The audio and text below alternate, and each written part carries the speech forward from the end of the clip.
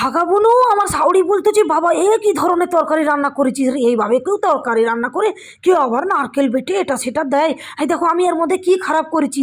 আমি দিয়ে দিচ্ছি কড়াই নারকোল ধনে আর বাদাম একটু ভেজে নিয়ে তো শুকনো লঙ্কা দিয়ে দিচ্ছি, তেজপাতা দিয়ে দিচ্ছি, আর এই যে মানে জামা কাপড় খুলিনি রসুন দিয়ে দিচ্ছি, আর জামা কাপড় খুলে আদাটা দিয়ে দিচ্ছি, একটু তিল একটু পোস্ত আর 5টা কি করেছি আমি শুকনো মানে এলাইচি গ্রিন এলাইচি দিয়ে দিচ্ছি।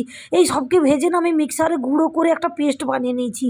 আর তারপরে একটা হাঁড়িতে তেল নিয়ে না 1 চামচ জিরা আর একটু গোলাপ ফুলের শুকনো পাপড়ি নিয়েছি, আর একটু লং এলাইচি দালচিনি আর একটু তেজপাতা দিয়ে আর হলদি লঙ্কা গুঁড়ো আর গরম মশলা গুঁড়ো দিয়ে না একটু নেড়ে চেড়ে আর ভিনিগারে ধুয়ে রাখা চিকেনটা দিয়ে দিয়েছি, দিয়ে কষতে আছি। তারপরে নুন দিয়ে আর যে মশলাটা পিসেছিলাম ওইটা দিয়েছি, দিয়ে অনেক করে কষেছি। তারপরে দই দিয়ে আবার অনেকক্ষণ কষতে হবে, কষে কষে কষে কষে 5-10 মিনিট ঢাকন বন্ধ করে রাখলে তারপরে ঘরে ছিল কস্তুরি মেথি, ওইটাও দিয়ে দিচ্ছি, দিয়ে ঢাকন বন্ধ করে তারপরে দেখো কেমন কালার। আর ধনে পাতাগুলো সব দিয়ে দিচ্ছি। ও বাবা এত সুন্দর করে তরকারি রেঁধেছি, তবু শাউরি বললো কি খারাপ হয়েছে। তোমরা বলো এর মধ্যে কি খারাপ হয়েছে? তোমরা যদি ভালো লেগে থাকে তাহলে একটা লাইক করে দিও আর আমার চ্যানেলকে সাবস্ক্রাইব করে দিও। আর তোমরা একটা কমেন্ট করে বলবে আমার শাউরিকেই ঠিক বললো কি ভুল বললো। টাটা বাই বাই, কাল যেন দেখা পাই, বাই।